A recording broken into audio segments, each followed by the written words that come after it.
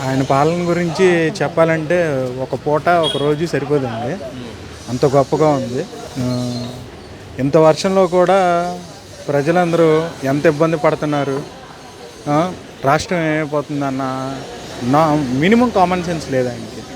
ఆ, రాష్ట్రంలో రైతులు కృష్ణా జిల్లా పరంగా, నేను ఉమ్మడి కృష్ణా జిల్లా గురించి మాట్లాడుతున్నాను.